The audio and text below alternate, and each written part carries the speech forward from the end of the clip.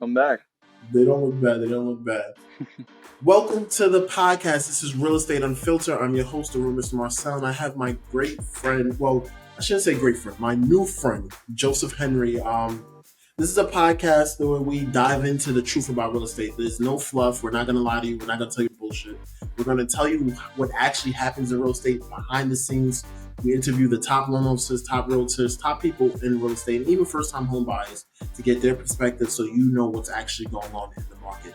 So I met Joseph through a either Facebook or Instagram ad, and it popped up and it was very intriguing. It caught my attention. And like Russell Brunson said, I'm big into hacking. So I was like, hey, this is a good ad. Let me just click it. And then before I knew I was in his funnel, he was sending me things. And then what he did that was very different. He actually responded to an Instagram message, or he sent me one, and it was actually him. Well, at least it seemed like it was him. I don't know. He'll tell you more about what he does in a few, but it seemed like it was him, and it was very genuine. And then we jumped on a phone call, and I felt his energy. He went to the same college as me. He's from New York, and our chemistry's matched. And I was like, Joseph, I need to have you on my podcast. And he was like, Malcom, anything for you. I want to help the people. And that's how we got here. So Joseph, tell the people a little bit about yourself. Yep, here we are. Yeah, man. Thank you. Thanks for having me on. I appreciate it. A little bit about myself. Born and raised in the Bronx. Moved over to Brooklyn about 5 years ago. I did go to John Jay College, just like you. I'm a real estate agent with Compass. I've been a real estate agent for 4 years now. And I just started another business about 7 months ago where I'm helping people get virtual assistants overseas so that they could save money and still grow their business, right? The biggest and scariest part about growing your business is having to hire people. So keeping those costs low makes it, much easier. So I've been able to scale the business using virtual assistants, my real estate business and this business.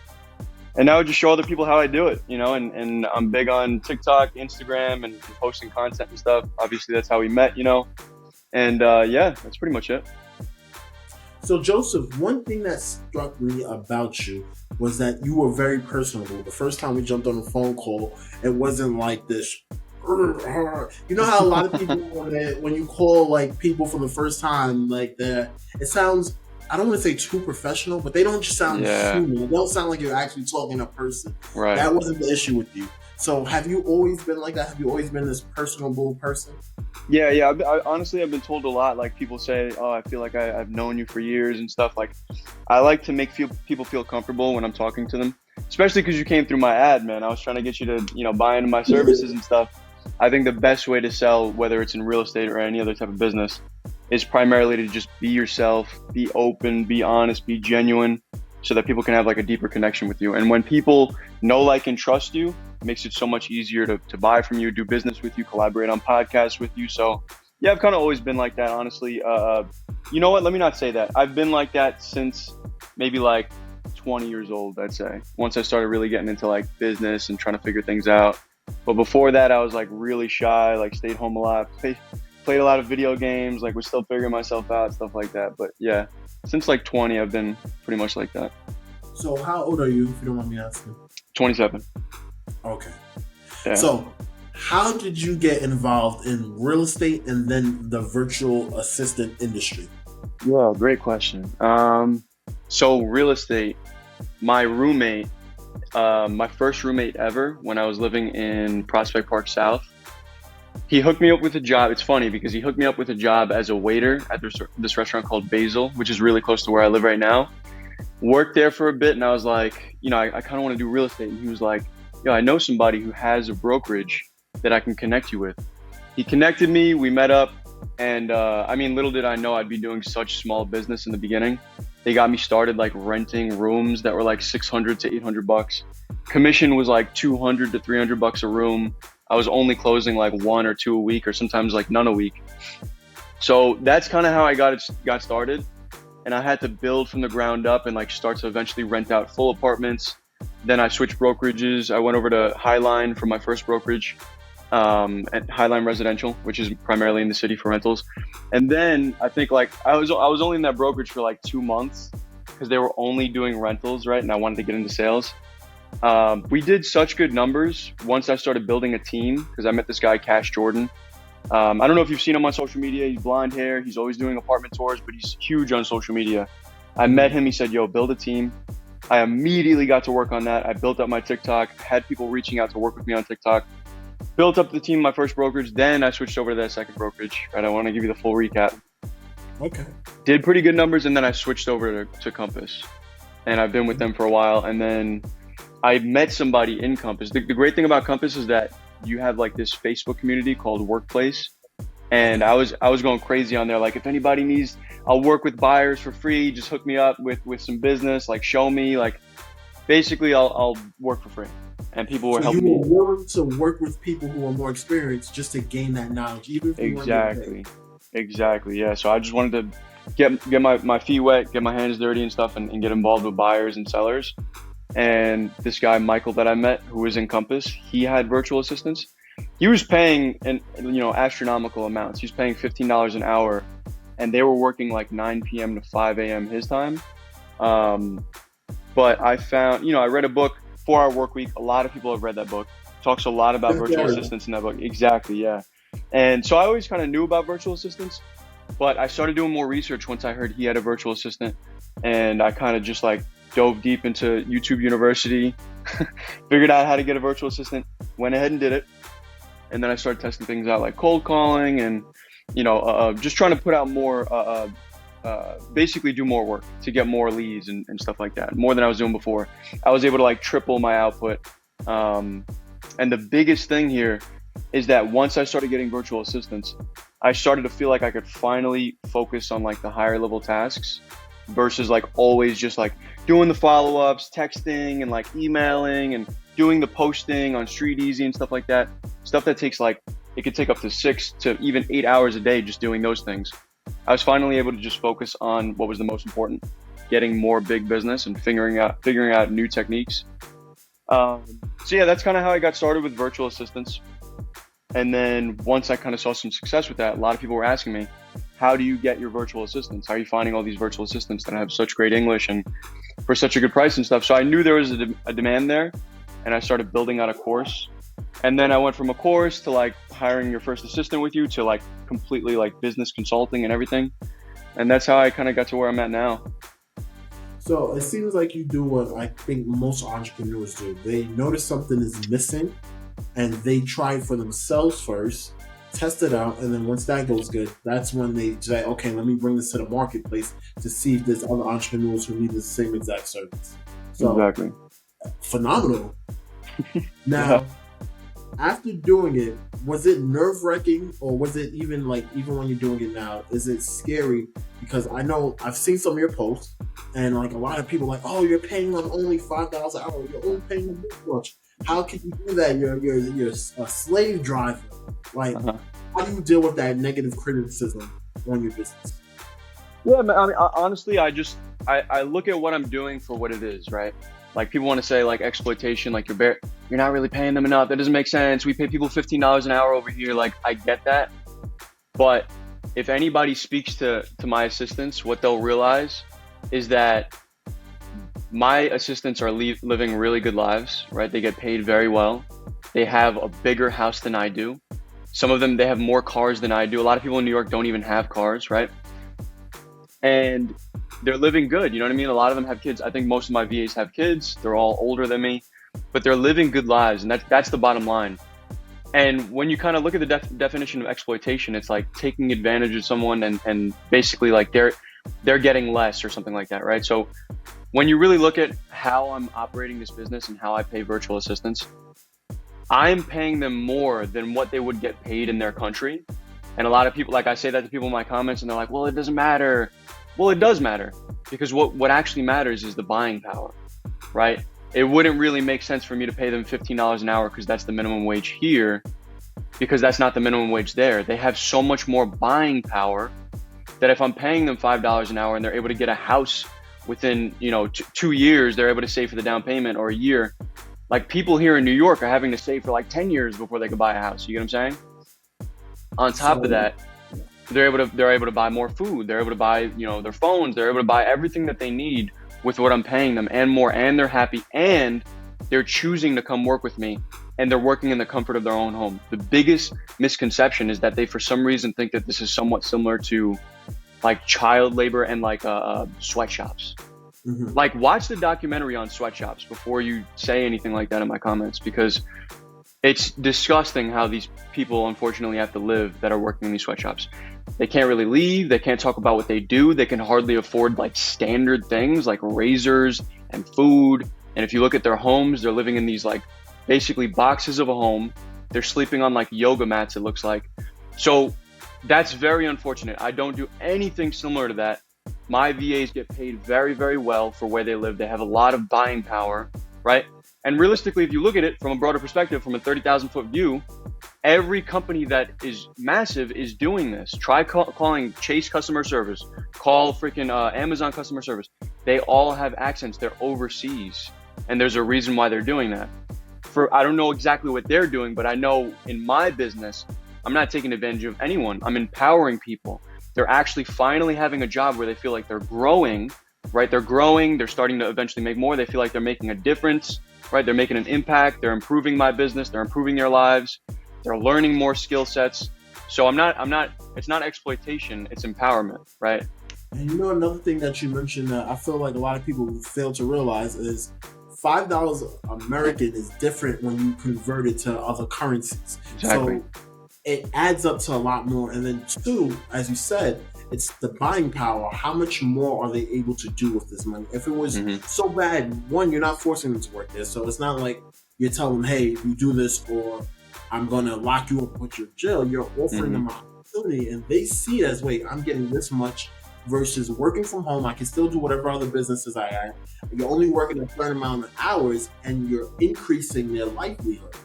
Exactly. So if they didn't like it, you wouldn't be getting so many people that are involved in it. So that's a very good point. Right. And our mentality is like, oh, that's bad. They should be getting paid more because we're thinking up here. But when you think down there, that's $5 to them is way over minimum wage. You're like, oh my God, I can't believe I'm making so much just to do phone calls. Right.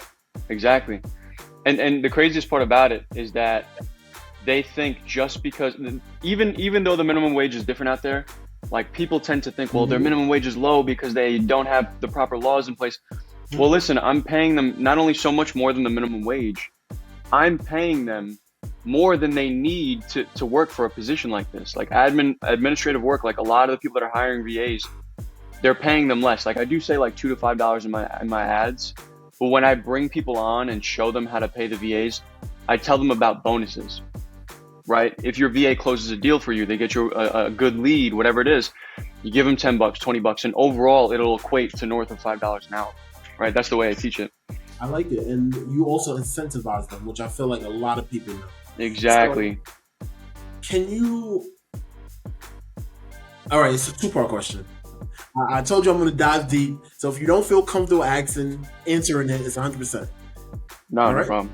Sure. So how do you manage between the real estate business, your clients, and the virtual assistant business? I know sometimes they collab because you obviously put the virtual assistants to help you, but how do you deal with it when you have new clients coming in and they want to actually talk to you? And then how do you deal with still teaching and helping the virtual? Like, how do you switch your time? Yeah, man, it's I'm not going to say it's like easy, but it's definitely tough. But it's just about staying super organized with your schedule, right? Your calendar. And we just hired 3 people this week, these past 2 weeks. Unfortunately, we had to fire one, but like you can imagine what that's like, having to bring on 3 people. You're managing real estate, you're managing this business, you're running the ads, you got to monitor the ads, so you know no money's going to waste. Like you're managing all the leads. So it's definitely a lot to juggle, but my VAs manage different aspects of my business. And the coolest thing about it is that like they've learned by this point with how long they've worked with me, what's important to relate to me and what's important for them to just handle themselves. So, and that's proper management, right? And I've taken a lot of courses just in the past 3 months alone. I've spent over $25,000 in courses and mentorship, which is probably the most, no matter what business you're in, you need to be investing in mentorship. Like learn what people know that are way ahead of you, so that you can, cut that learning curve. So that says a lot about you, because a lot of people are afraid to invest in themselves, and also they see it as, like you said, an investment. A lot of people see it as, oh God, I'm spending money, and I don't know, it's the mentality of the fact that, hey, if I say this person ahead of me, or if I'm trying to learn from him, What if he doesn't show me things? Like, we have so many fears in our head that we stop ourselves from growing. So how did you overcome that and willing to spend such a large amount of money on bettering yourself? Man, I feel like I didn't finish your question before, but the biggest thing is that they relay the most important information to me. If anybody wants to speak directly to me, they'll check my calendar, see when I'm available, and put it on there. But to go to this next question, honestly, like once I purchased my first like massive mentorship program, which was 13,000. It was either 13,700 or 900, something like that. Once I purchased that, it's like everything that was cheaper than that. Like I was like, I paid for something much more expensive. So once you take that first leap, everything after that is just like, oh, that's fairly cheap. Oh, that's fair. That's fair. And I think on that first call, the reason why I made the decision to purchase that is because I realized the amount of help that you can get for that price point. And it was actually cheaper than all the other programs I was looking at. So at first I was like, there's no way I'm spending more than $1,000 on a course. But then once I started kind of answering more advertisements, right? Looking at more funnels, learning more about different businesses, I was like, okay, this is actually kind of the standard. And when you actually get on a call with a salesperson, they kind of highlight what you're getting for that price. And they're showing you like, yo, you can be so much better than where you're at right now. The only issue is you don't know what I know. And all it's going to take for you to know what I know is to pay this. And if you're going to pay this and make, 3 times, 4 times as much as you're currently making, obviously you're getting your money back. So it just becomes a no-brainer, right? Don't think of it as like, oh man, I'm throwing away 13,000. Think of it as like, even if you get just one powerful nugget from this program, you're going to get way ahead. You know what I mean? And if you continuously do that and operate like that, think like that, you're going to learn so much more in a year, right, than you would have in 10 years trying to learn on your own. So once you kind of realize that, it just becomes easy to purchase these programs and learn what's going on out there. Okay, that makes sense. So pretty much you went in and you said, okay, I spent 13,000. So any other course after that, it's not as much fear holding you back because you already know I spent so much. And right. Two, you started recouping some of the money. You're like, yo, I'm making my money back. So you right. can see it. So once you buy something and you see the results, it's easier to keep going and adding more. Yeah, and it also kind of holds you accountable because, obviously the coaches, if you're paying for a program that is a coach, they'll hold you accountable. But the thing is, when you pay that much money, it hurts so much that you're like, yo, I need to make my money back or this is going to really suck for me financially. Not that I was like making decisions that were poor financially. Like, of course I was like, can I do this? And, if I have to pay it back without seeing any results, then I can. But obviously I did see results, but it's mostly about what you do with the program. Because you could join a program and just like not be ready for that type of information. Like I had to like really evolve over time to even be the type of person that can do anything with this information. Because like I can run ads all day and people could see my ads, but the only way they're going to resonate with it is if they're ready to take action on something like my program, right? Like if they've been thinking about, oh, I want ads. If they've been thinking about like, yeah, you know what? I have been working 100 hours a week, 80 hours a week. I do need to change this. So it takes a lot of evolving and like changing where you're at to even be able to take the information that you're learning from these courses and mentorship and do something with it, right? No, that's very good. Because if you, like you said, you can bring a horse to water, but you can't force it to drink. Yeah. So if you're not ready, then it's not gonna work. Doesn't matter how much information you get. If you're not ready for that specific type, it's just gonna go nowhere. So exactly. What specific services does your virtual assistant business offer to like real estate professionals? Is it just virtual assistants? Do they help with ads? Do they just help you just grow your business in general? Is it real estate planning? Like what services do they offer? Yeah, so it's an interesting program. It's a hybrid program. We do done with you as well as done for you, right? 1 second. We do done with you as well as done for you. So that basically means some of the program will do things with you, right? Where we'll give you the course, we'll give you the materials, the information, you'll go ahead and do it yourself. And then some of it will go out and do it for you. Sorry, my brother's in surgery right now. Yeah, he's got appendicitis. He's got to get that removed. So I'm just checking in with him. I'm gonna tell him to send me a video. He's a strong kid, man. He'll get through it. I know he will. Yeah, I told him to send me a video. I'll watch it. But yeah, some of it's done. Watch it? Yeah. Not while we're on the podcast. But I said he wanted to call me before the surgery, but I called him earlier. I said, send me a video and we'll chat afterwards. I know he'll be all good. But You want to watch the surgery? No. Oh, you said send me a video. I was like, send me a video. Send me a video of the surgery. He's gonna be like this. He's gonna be like, yo, in the middle of getting. I'm going in right now. Yeah. Right now. You know, Yeah. I'm doing anything. I'm numb. But nah, he'll be good, man. So done with you or done for you, man. There's different types of programs. There's courses, you do it all yourself. There's done with you, you get a coach, and then there's done for you where we'll do some of it for you, build things out. So in this program in particular, it's got courses, right? And then it's got done with you, done for you. So what we do for you is we hire for you. We'll start up your ads for you and actually script out your ads. And then we'll also edit your ads with our internal video editing team. Give me 1 second. You said a lot there. Yeah. You have two type of programs. You have the done for you and done with you.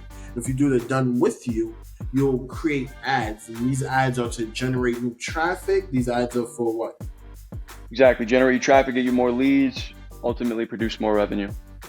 Wow. So with your program, not only are you helping them find a virtual assistant, you're actually creating Facebook ads or whatever type of Instagram ads, whatever the ads are, to generate the business. Right. To keep growing their business.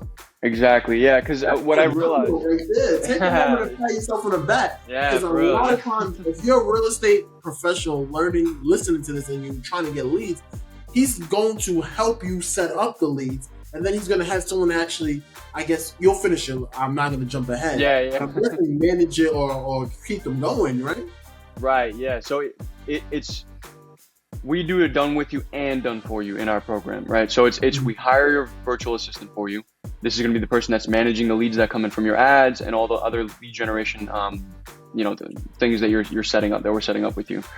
So we're hiring your virtual assistant, we're setting up your ads, right? We're actually building out all your automations in your CRM, right?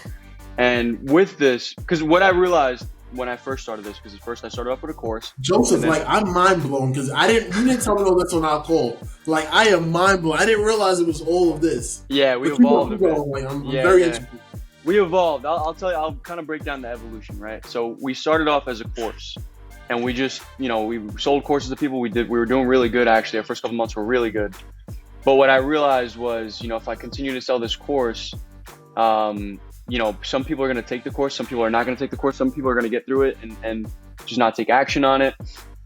So my main thing was everyone I work with, I want to produce results. So then I started hiring people's first assistant for them along with the course. And then 90 days of mentorship, right? That's kind of what I think what you heard on our call. It was like I hired a VA.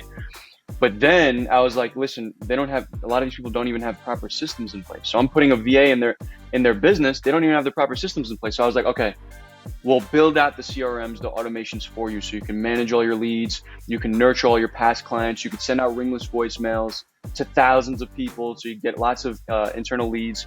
So you could do cold outbound as well as the advertising, right? Because that's cold and that's also getting leads from your ads. So, and then the last thing that we realized is, listen, a lot of these people are not able to stay consistent with strictly just cold outbound, right? And managing their VAs to be able to continuously produce cold outbound. And they're not going to check their calls. And so what I said is, look, I'm building out the CRM. I'm hiring a VA. Let me also just find a surefire way for them to get a lot of leads. So then we started running ads for people, right? We started setting them up. The most important thing here, though, is that we're empowering people. We're not making it to where you need to rely on us and continuously pay us monthly. Because there's a lot of marketing agencies out there.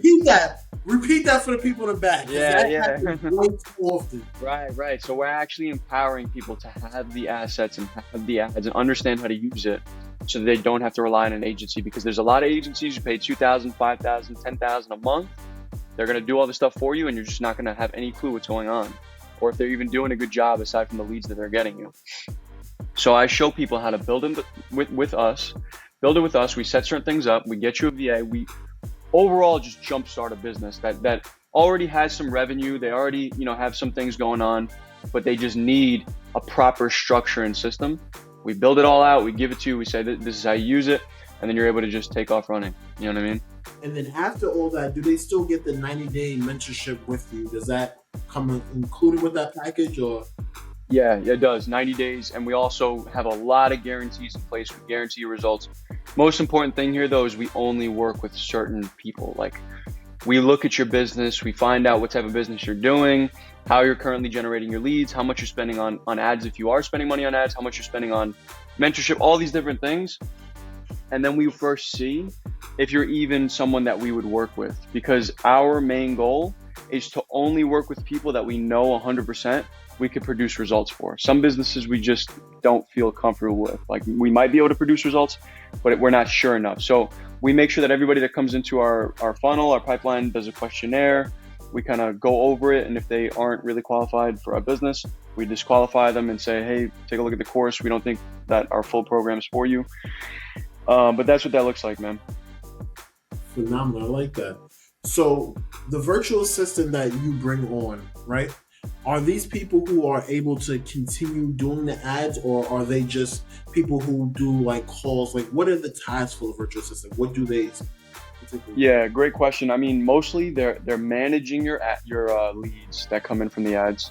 They're booking you appointments. They're managing your emails, and honestly, anything that you want them to do.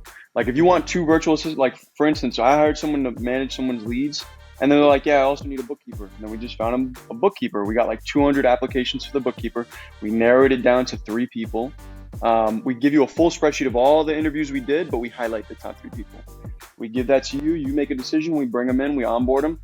But yeah, so it could be whatever you want, but it's mostly to manage your leads. We don't have anybody managing your ads. We're showing you how to do it. And if in the case you're like, listen, I want another VA to manage this as well, we'll bring in another VA. We'll train them. We'll show you, obviously for an additional fee.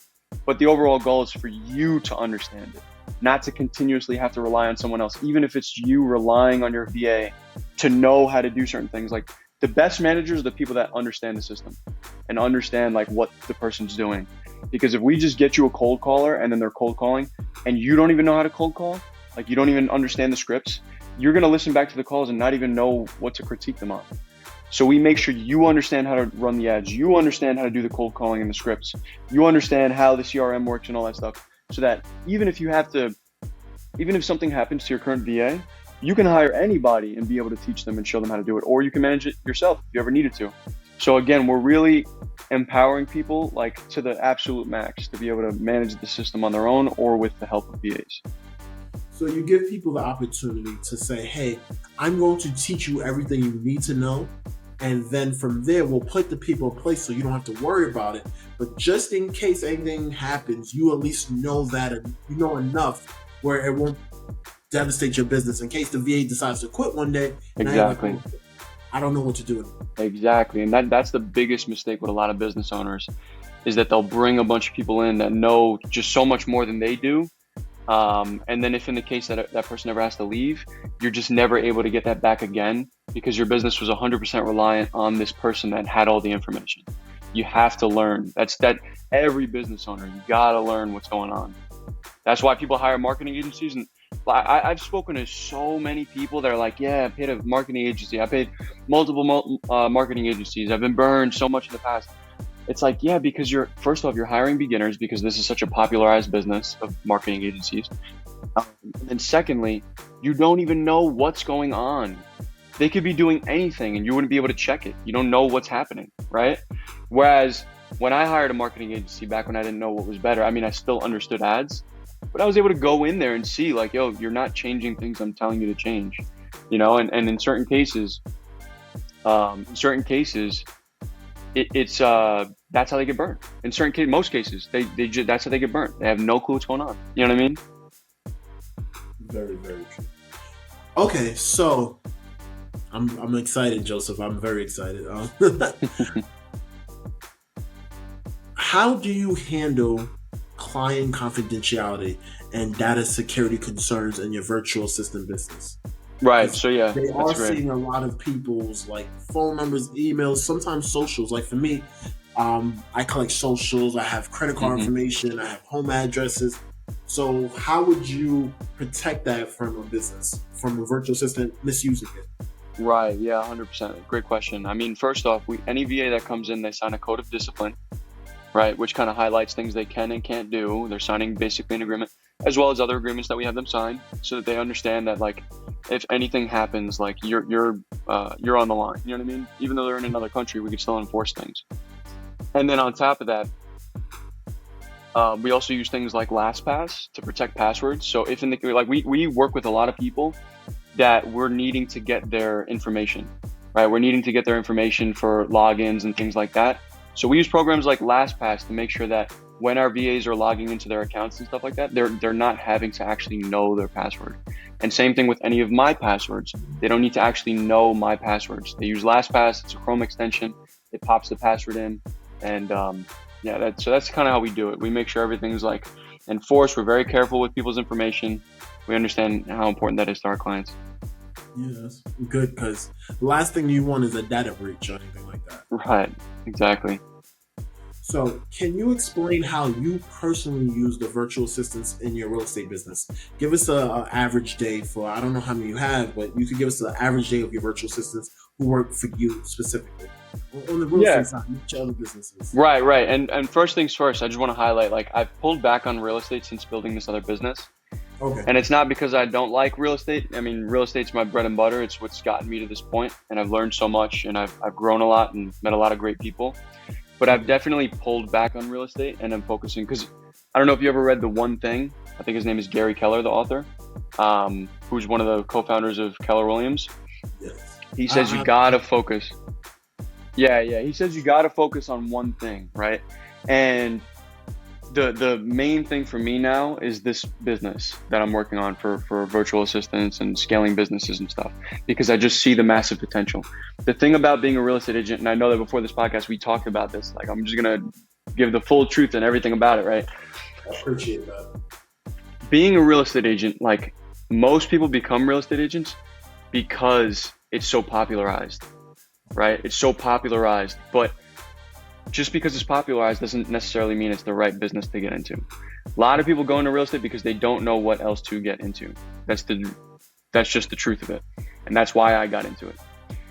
Being a real estate agent, I think, is great, but I think there are so many people that are fighting over the crumbs, right? Like, what's left after all the luxury brokers that know so many people, and are getting, referrals left and right. Like, all the crumbs go to the bottom, right? A majority of the business is going to, like, I think it's like 95% of the business that's in real estate, all the business for real estate agents, are going to like 2% of the people, right? And then the rest are fighting over the crumbs, okay? So it's extremely competitive. What we have done, and we've obviously seen success. We've done very, very good numbers. When I came into Compass, they gave me a massive marketing budget, cash sign-on bonus, because my numbers look really good. So I'm not saying your numbers can't look good, but for it to be the vehicle to hit 7 figures, like, it's definitely possible, but I think it's a lot slower than a lot of other businesses. You know what I mean? I think it's a lot slower than a lot of other businesses, and I'll still continue to do real estate. The way that it looks, to answer your question, is we have a cold caller that's averaging about 500 calls per day. We have a multi-dialer. We use batch dialer, and we call FSBOs, expireds, old expireds, absentee owners here in New York City. Okay, and we focus primarily in the areas where REVNY is the most common. So I'm not sure if you know, but like Lower Brooklyn, parts of Queens, like even parts of Manhattan, they're using a different MLS, like One Key MLS, Brooklyn MLS, and other MLS systems. So we primarily use REVNY, right? So we try to target those areas because they have higher commission price points, right? And in Lower Brooklyn, like some areas like Midwood, for instance, it's like common for buyer's agents to just get 0%. Like, you have to charge your client a fee, and the sellers are only paying like 2-3%, versus in areas where REVNY is like the most common, you're getting 5-6%, right?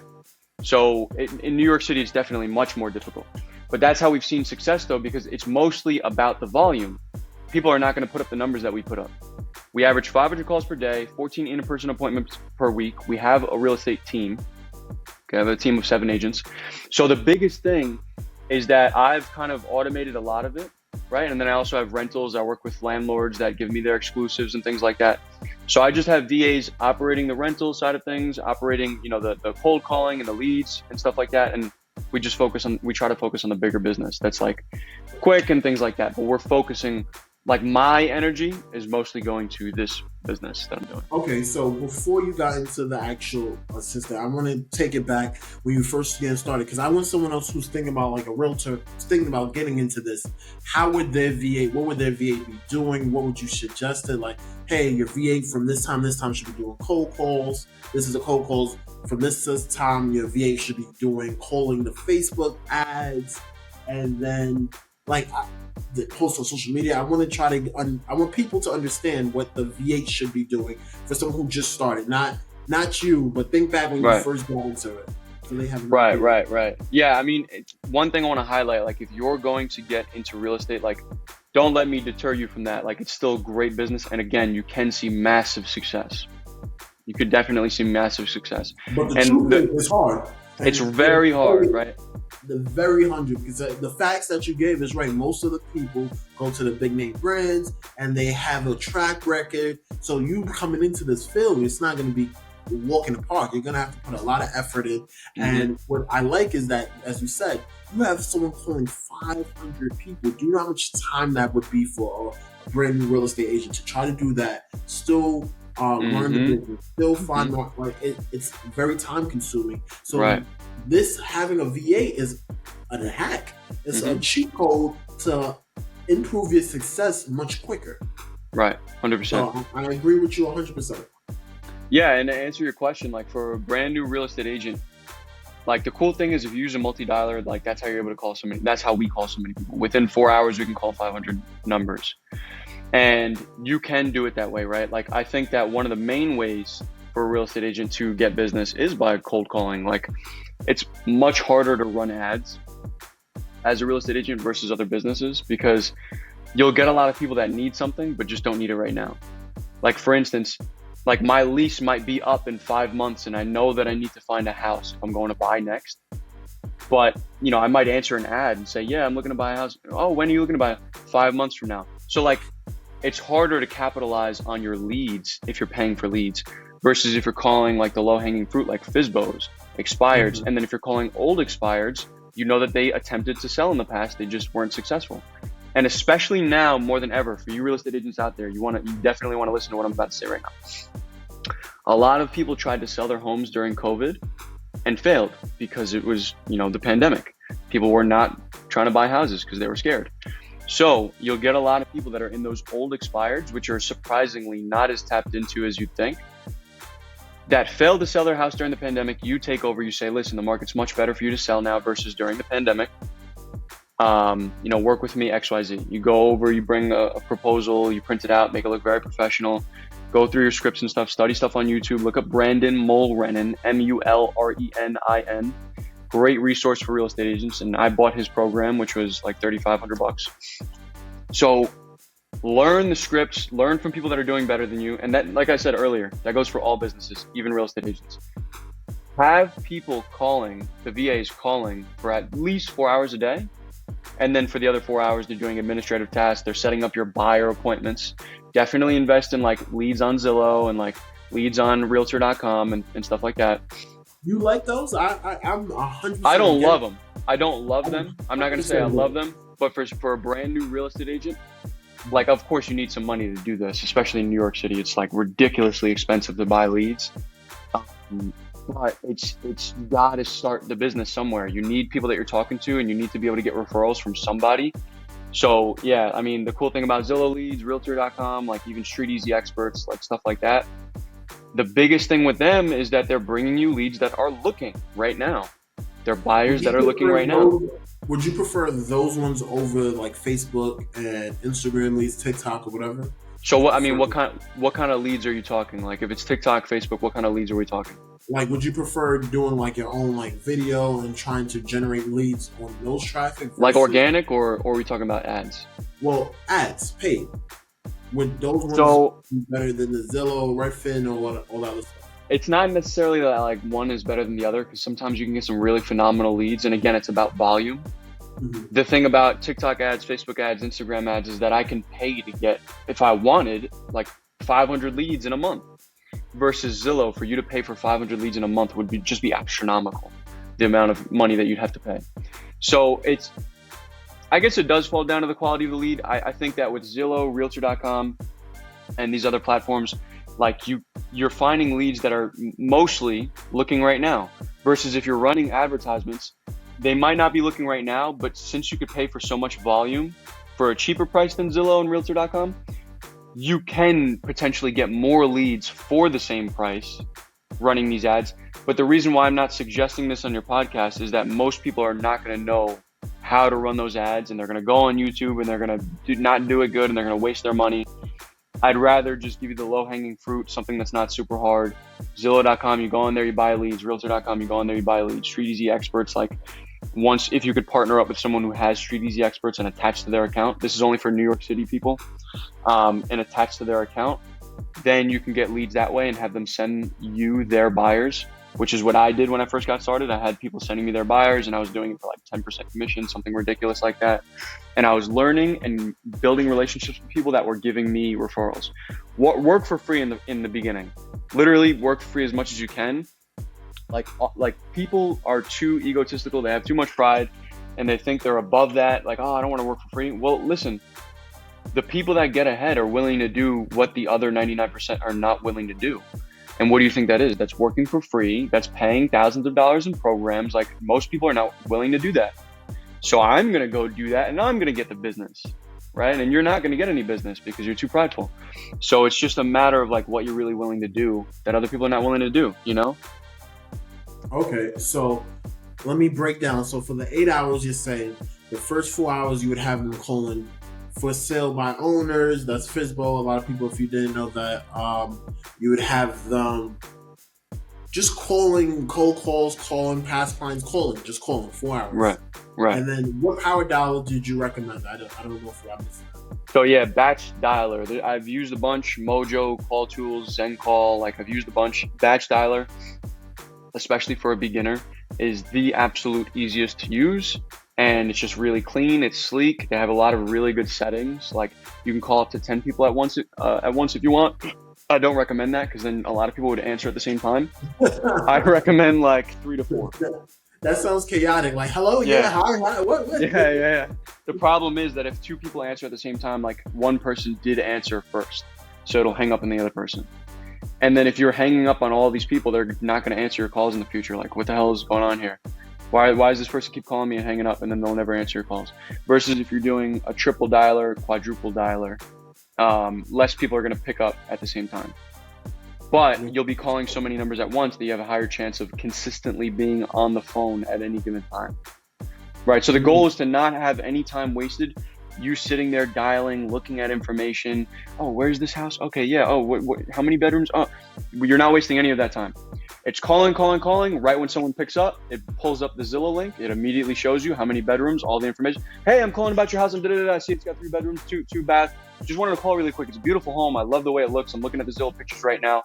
Would you want to take some action on possibly getting it sold? That's not the script, of course, but something along those lines. Phenomenal, though. I liked how you automatically went it. So that goes back into what you were saying, that you actually have to be able to do these cold calls. Right. It's not bullshit where you're saying like, hey, yeah, because if you weren't really prepared about it, your script would be like, yes, you were naturally just came to you. And that's not even the script that you used, but it was so fluent. Like, I thought it was your script. I was like, wow, it shows that Joseph isn't bullshit. And this is what he does. He actually did these calls. And it also shows the progress of evolution. How you did these calls, then you got a virtual assistant, then you started watching and monitoring, and now you're at the point where you're helping other people do the same thing. It's natural. Yeah, thank you, man. I appreciate it. It's really just like natural progression, like organic progression. Everybody that I work with, I have them do calls on batch dialer first before we even bring a VA, and I help them understand that, listen, if you don't know how to do this, like, you're not going to know what to help them on. And I show them how to monitor their VA's calls and say, like, listen, on Fridays, you listen to their calls, you choose calls at random, because you don't want to listen to the last 10 calls, because then they'll know, like, listen, let me just make sure the last 10 calls are really good. No, you choose calls at random that happen throughout the week. You listen, right? And you say, listen, like, if you have any criticism to give them, I like what you did here. I think it's very effective, but I think that you should add this. I think that you should tweak this in the future going forward. Make sure they're taking notes, and then they're You going to know get what's better great? and better over time. You know what I mean? I was reading a book, and the author was talking about that, what you just pointed out. He said, if you're going to criticize someone, start with the good first and then add on. Because it helps frame the conversation where they don't feel like they're being attacked. So that goes back into what you said, the leadership and learning how to actually invest in yourself so you can become a better leader. You see 100%. that? This is what I like about this podcast. It's unfiltered. The things that he's talking about, he's actually mirroring while we're having this conversation. So you can, he's being authentic, and you're not like giving us a fake you. Look, I'll show you my books right now. I don't want to turn the camera and then it unplugs, but we've got a healthy amount of books here, man. I've read a lot. I've invested a lot of money. These are my books over to the right. Right, I've invested a lot of money, invested a lot of time. Every night I read my book. I annoy my girlfriend keeping my light on while I'm reading, while she's trying to go to sleep.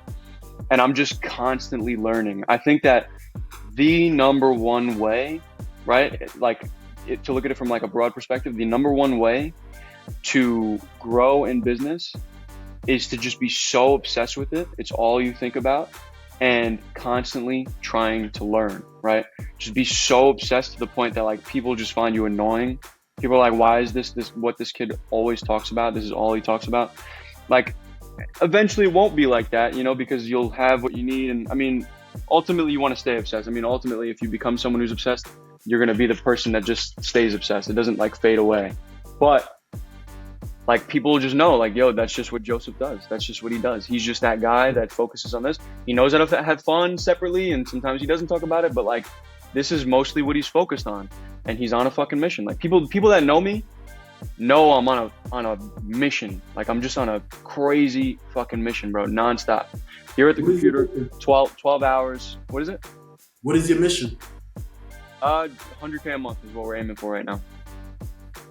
100K a month. That's the mission. Like, I just want to grow this business to be massive, and like, there are so many components. Like, not to toot my own horn, man, but like, sometimes I think of people that I know, and I'm like, man, if they were in my shoes, like, if they realized what I do and how I manage things and how I manage people, like, first off, they'd have to be impressed, unless they just don't care about anything in this world.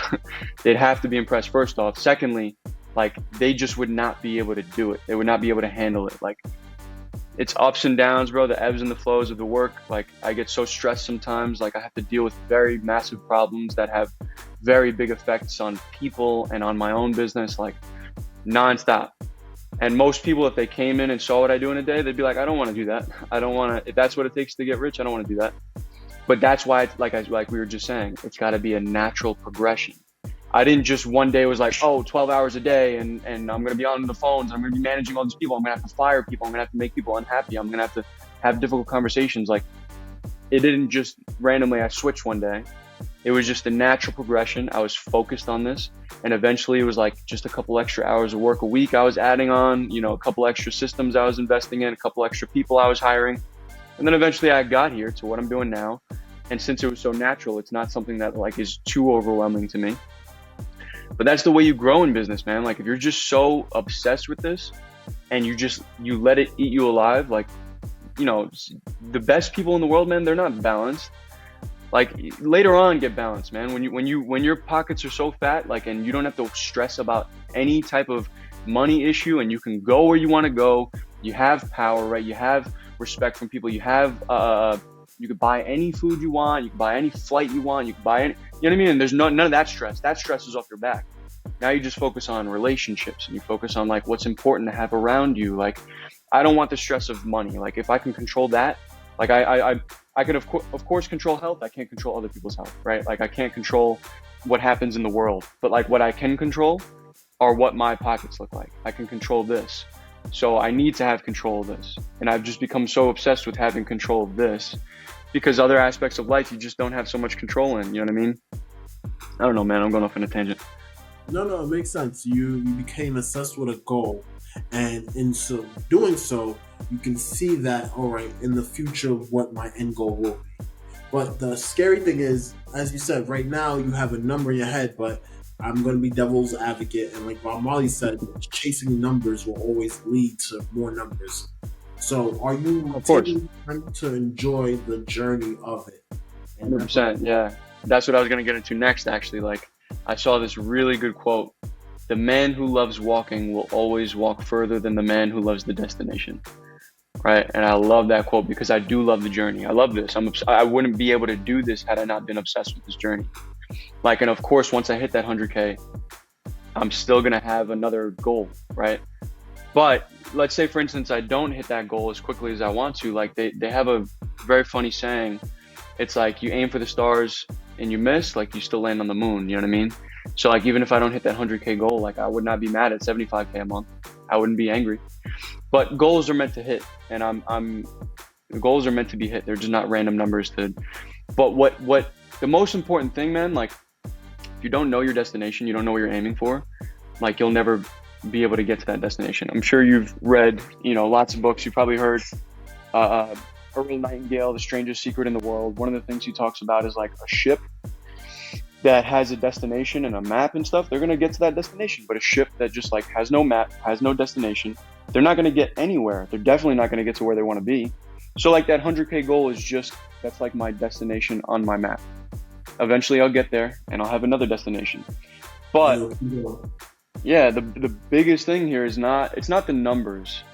It's just like, I'm a person that like needs structure, needs like a defined goal, needs something to go after. Otherwise, like I'm not gonna be sure what the hell I'm aiming for. You know what I mean? Like, what the hell am I even doing? Like someone who's doing exactly what I'm doing, and they're like, yo, I want to make 10K a month, but I'm over here like, yo, I want to hit 100K a month. Those are two completely different mindsets. 100%. That 10K guy is not gonna do what I can do because he's not gonna think as big as I'm gonna think. Himself. It's exactly. Like Grant Cardone says in the 10X book. 10X what you want to go for and then go for that. 100%. So, can you provide examples of how your virtual assistant services have helped real estate clients in the past? You have man. That it really changed your life around. You were able to spend more time with their family because now they're not working so many hours. 100%, man. That's the biggest thing. Like, offloading the lower level tasks, focusing on the higher level tasks, being able to work less hours, but generating more leads, which leads to more revenue, less stress in the business. And depending on how big you're looking to grow, you can have a perfectly balanced life with this structure and still be able to grow. So yeah, I've been able to help a lot of agents offload a lot of this stuff, gain a lot of their hours back, focus on planning trips and family vacations and stuff like that. But still dial in on what's the most important, getting more leads, growing their business. Definitely, 100%, man. I wouldn't say there's like specific stories because it's kind of like, we mostly focus on people that have some sort of business right now. We're not focusing on like, oh, we're going to, like, of course we're going to turn your life around, right? But we're not like looking for people that like are mostly sitting on the couch all day with no direction. And we come in and we say, yo, this is how you build a business. And we work with people who have a business in place, have some sort of revenue, and we just make their work-life balance just so much better, right? We make it so much better. We show them how to hire and manage people. We show them how to get more leads, and overall, they're happy, right? They're happier with their business and with the outcome. All of my clients, man, everyone who's gotten the done for you, done with you program, I always hear like, you, Joseph, you go above and beyond, man. Like, you really are making sure I'm happy. At the end of the day, it's my reputation on the line. Right? It's my reputation on the line. And like every single client I get, that can be a success story that I can then use to show other people, like, look at all these success stories that I have, which will in turn bring me more business. But we're making an impact, right? Which is the most important. We're making people happy. We're changing their lives. So even though in my agreements, I shouldn't even be saying this, honestly, but even though in my agreements, I say we have bi-weekly meetings, I still have weekly meetings. Sometimes I have meetings with people every 4 days, every 3 days, just because I'm like, yo, let's hop on a call. Let's check on these things. Let's get more clear. I don't have to do that, but I go above and beyond. That's something that you're still doing yourself. It's not something that you offloaded to someone else. You still want that personal touch to let the clients know that, hey, I'm here for you. Yes, aside from the money and everything like that, I want to make you happy. And I feel like way too often business owners forget that as you move up, you still have to keep that personal touch because that's what makes you different from other people. Because I'm pretty sure there's other people offering services of like help you find a VA and stuff like that.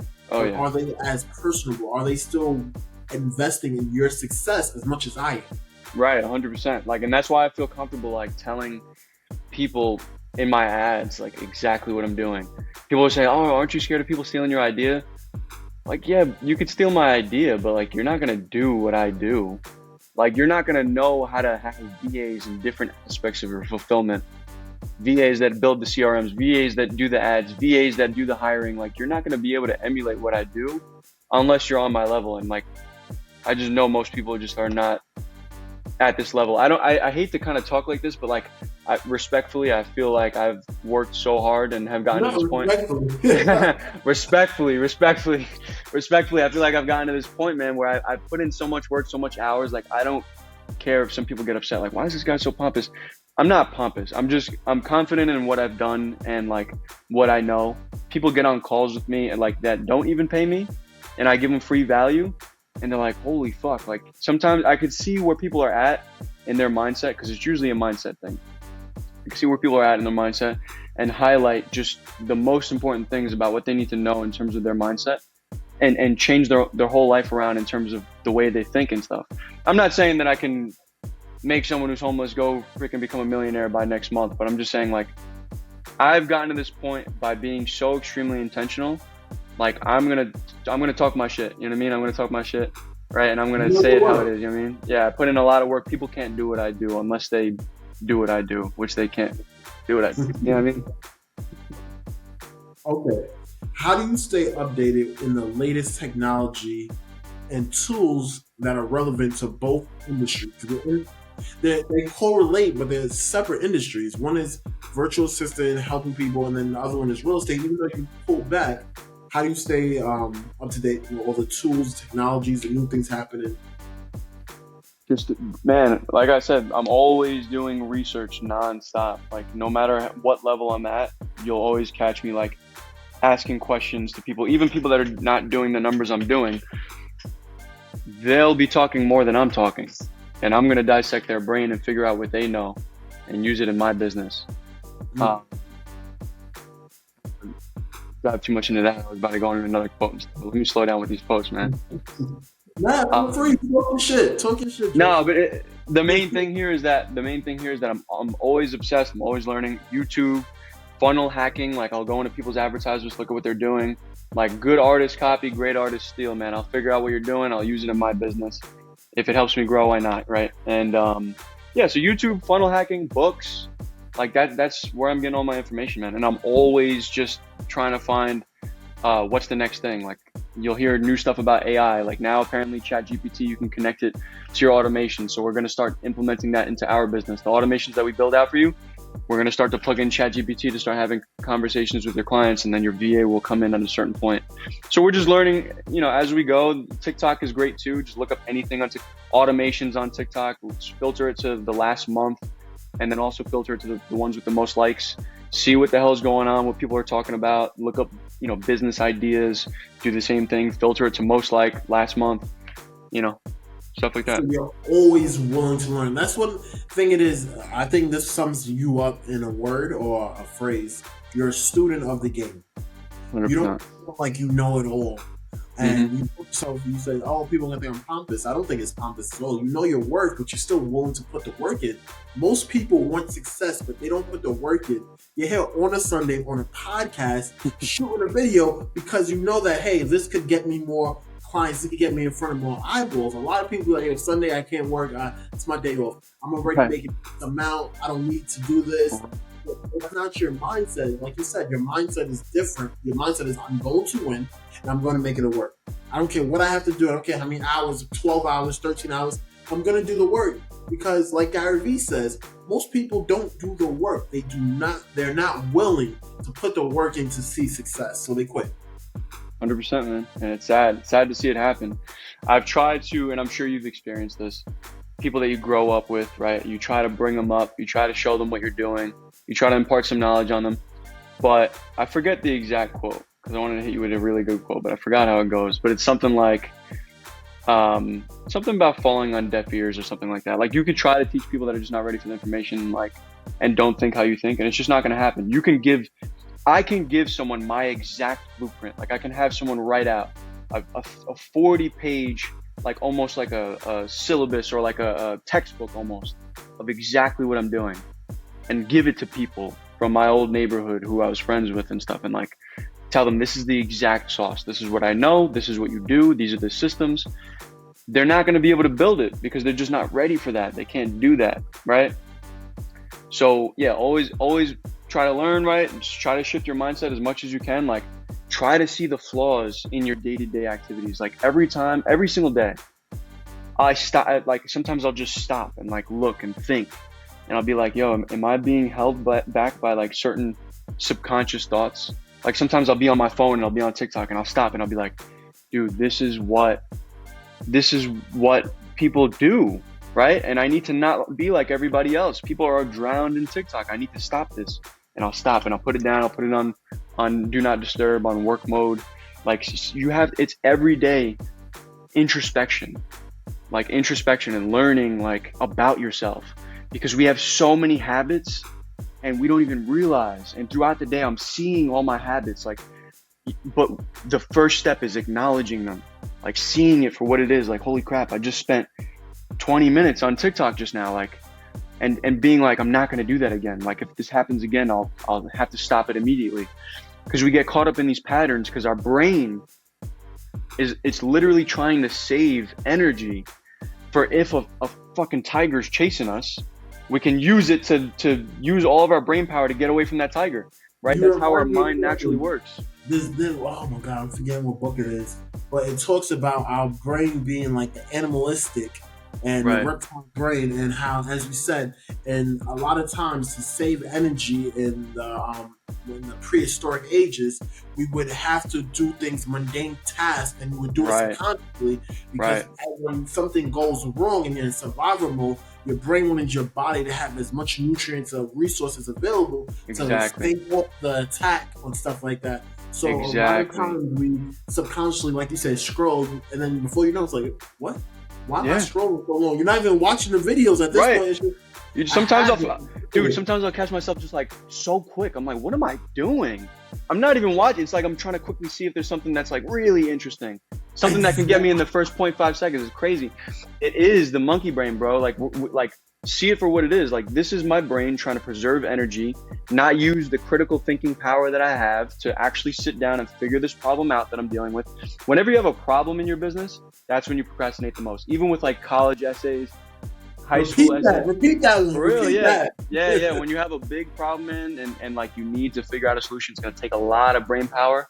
Notice how much you procrastinate. It's insane, because our brains don't want to exhaust all that energy trying to solve that problem. So one of the biggest differences, I keep saying the biggest, but whatever. One of the biggest differences between the people that are not successful and the people that are successful is that when it comes time to like figure something out, find a solution, they let their monkey brains, people call it monkey brain. Like, you ever see that monkey thing that goes like this?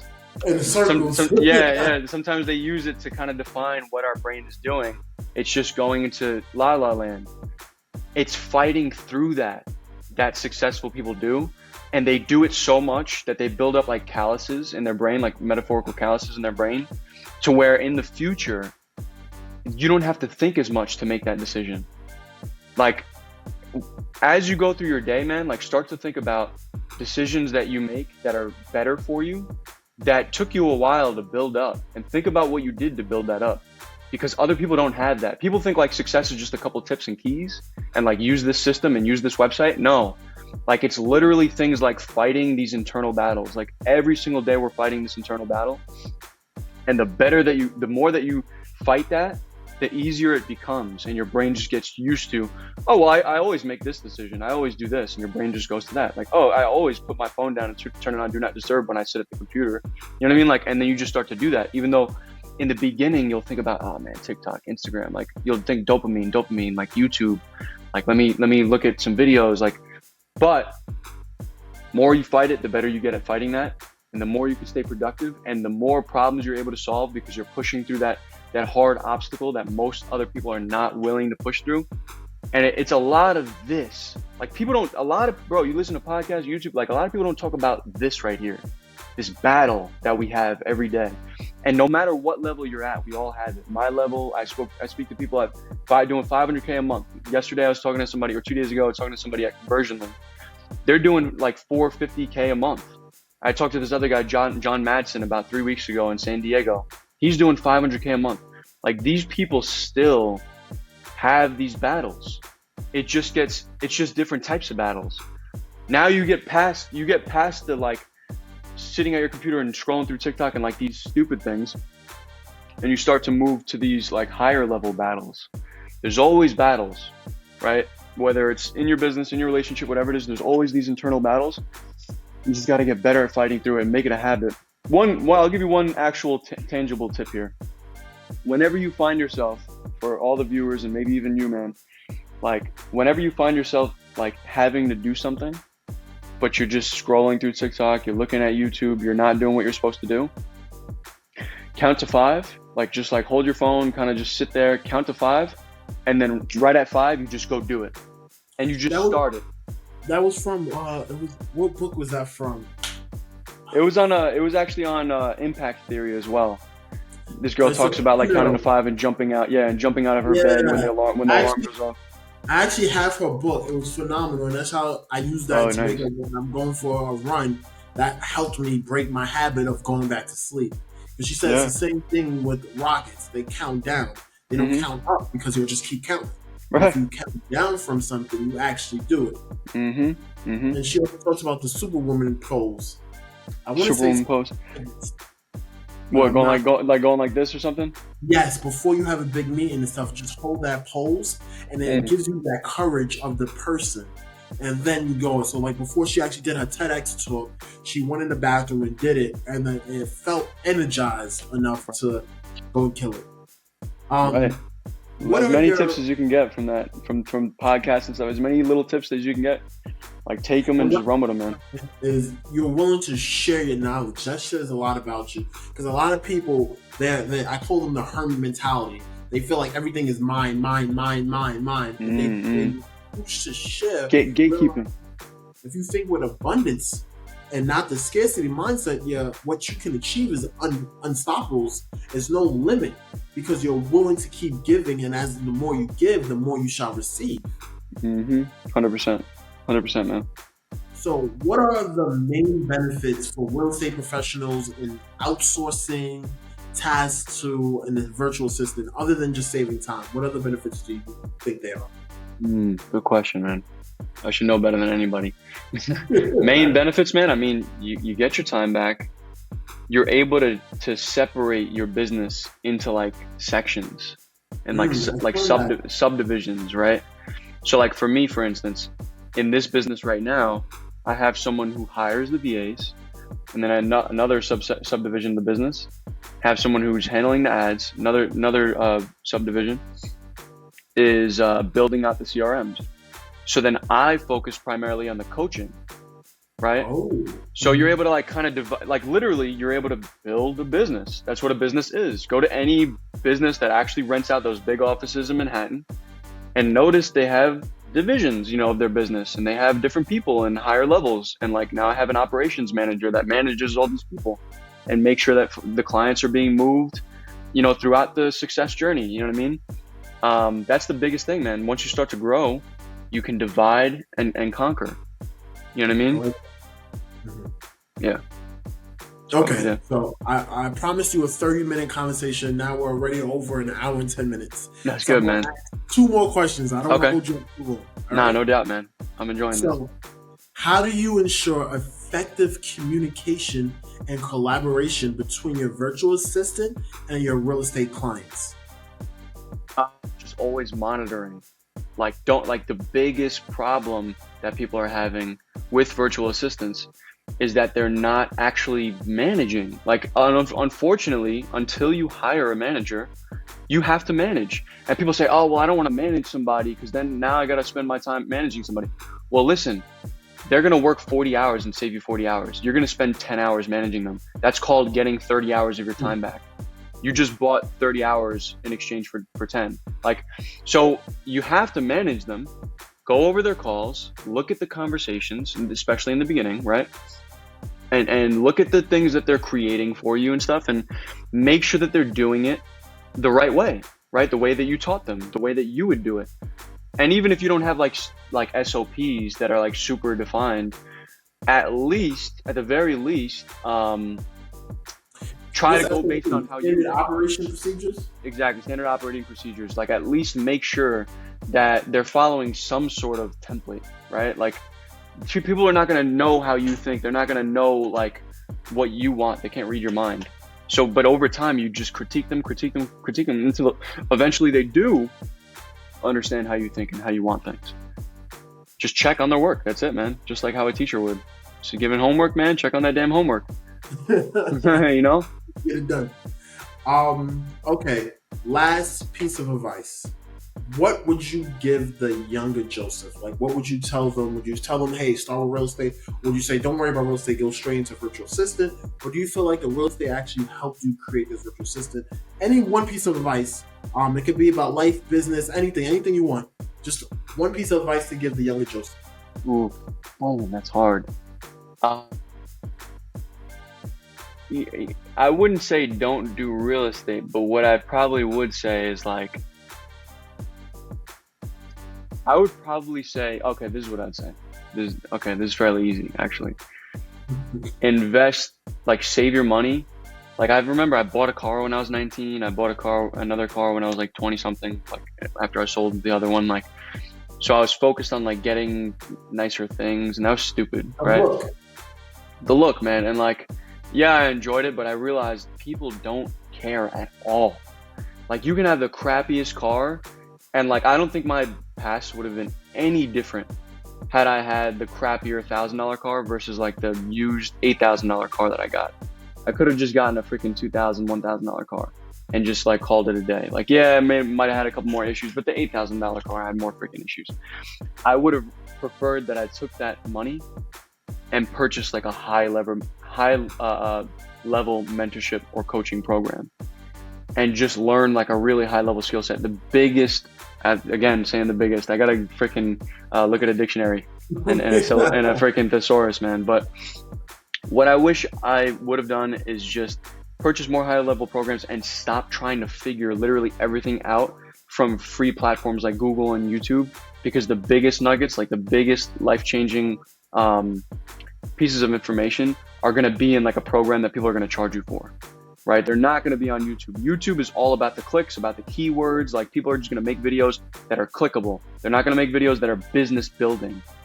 Like, yeah, maybe if you watch one channel's entire thing that they have and try your best to grab 8 hours of that and put it all together into like the most tangible things you can do. Like they're figuring things out along the way. You might watch their videos from a year ago up until now, and you're not even realizing that you're taking information that they stopped using a year ago, and they just create a new system this year that they're making videos about, and then you're trying to put it all together.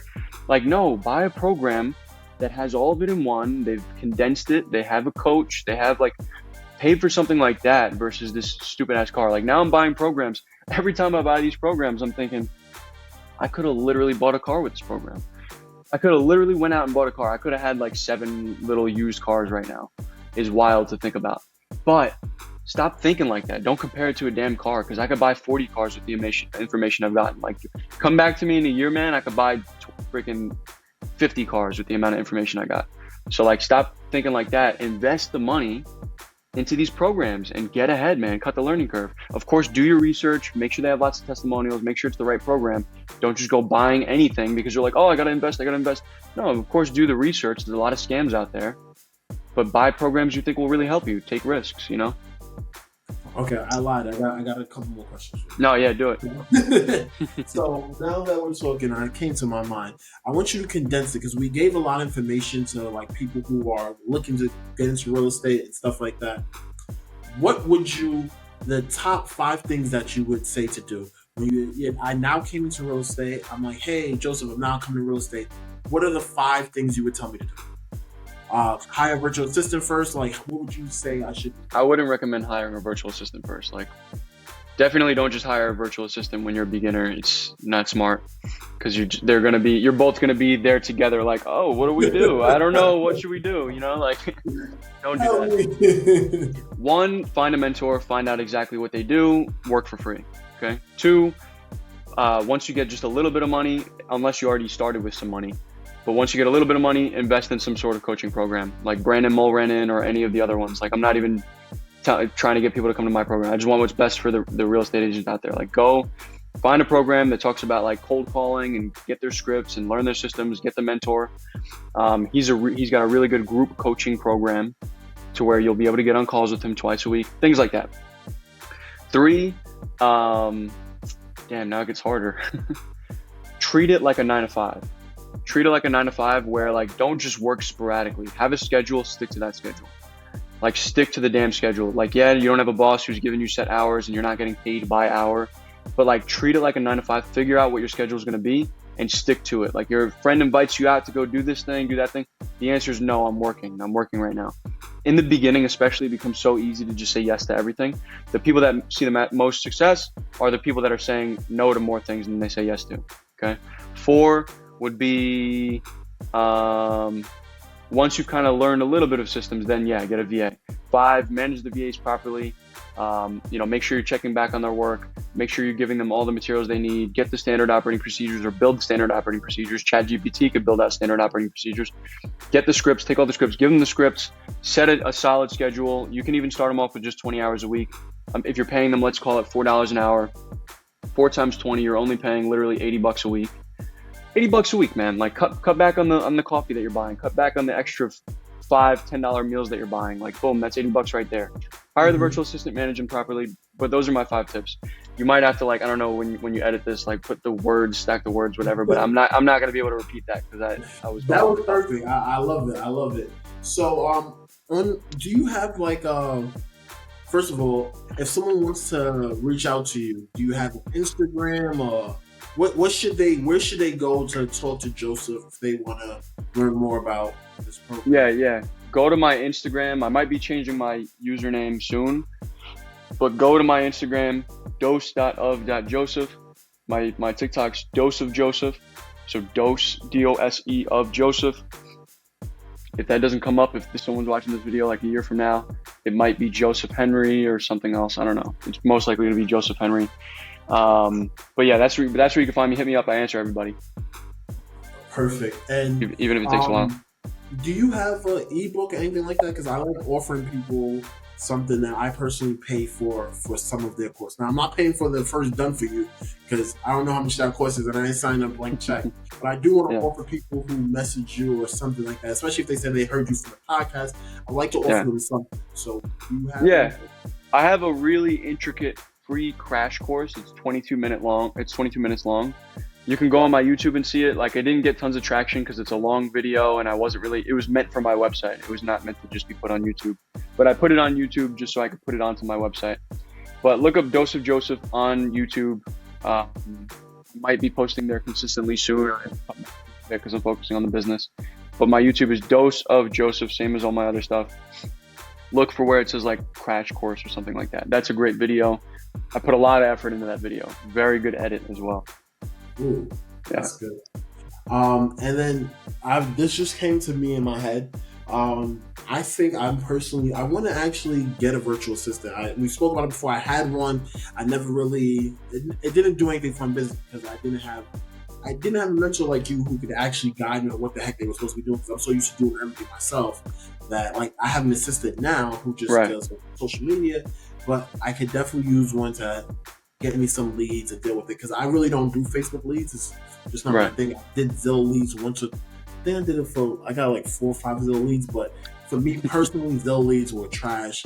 I think they send it to multiple people. You got to be the first one to call them. And for my business right now, I grow from just referrals. So I invest into my agents, into my clients. I do like customer appreciations. I do like free events for my clients, and that's how I grew my business. Nice. But I really would like to do I'm thinking of maybe TikTok YouTube series of like me hiring a virtual assistant for the first time, 30 days on, That would be a good little format on like something exciting to try to see, because I'm actually doing a video now.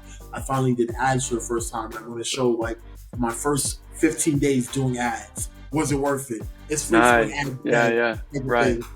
So I think I would love to do one on with the virtual assistants, obviously working with you, because I tried it by myself and it just didn't go anywhere. So I'm going to hire. I'm taking your advice. See that?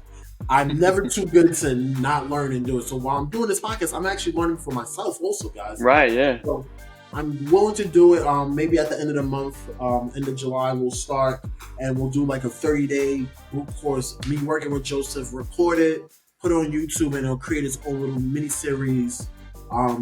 Is that something you'll be down with, Joseph? Yeah, man, hit me up and see what the schedule looks like. We can figure something out for sure. For anybody that's looking to actually work with me too, if you don't mind me plugging myself real quick. I'm changing my website a lot, but right now it's scale.gohireretire.com. So go hire, HIRE, retire, RETIRE.com. Or if you need the website, if that's not working, just hit me up, because we're testing a lot and switching things a lot. If you want to hire your first virtual assistant by posting an ad on one of the websites that I do hire on, I'm more than happy to give you the link, which will give you your first ad for free, your first ad to put up to get a virtual assistant for free. You can give that to all your people that are watching the podcast. Just put that down below, I guess. I'll give you the link for that too. So anyone who comes here wants to go to that link, they can literally hire their first virtual assistant without paying any money, I guess. Just put up your first ad for free. If you're watching this, or if you listen to the podcast, that will be on YouTube. It'll be in one of the descriptions, but down below, you'll just click it like he said and then get that. So that's a free bonus that he's giving you.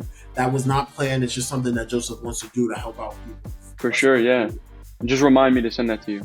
No problem at all, Joseph. Yeah. But I appreciate your time. Definitely, we're going to do a round 2. We'll probably do it after the 30 days, and I'll give you my honest opinion on why we're doing videos of it. But I also want to do another podcast so I could talk about, because now I have experience of working with him and doing it, and hopefully the viewers, you guys appreciate that, because this is real shit. Like, he's really going to help me find a virtual assistant. I'm going to hire him for the Done For You program, because Lord knows I don't have the time to study another course and do all that stuff. So I'm going to take his course and I'll give you my honest review, and then we'll review it on the podcast together, Joseph. Don't get nervous now. I'm going to be telling the truth. We're good, man. Let's do it. All right, Joseph, I appreciate you. Thank you for your time. Do you have anything else? Last message you want to say to the people? No, man, we covered a lot here. So yeah, any questions that anybody has who watched this, just hit me up and I'm more than willing to chop it up. But thank you for having me on, man. I really do appreciate it. It's been great. Always.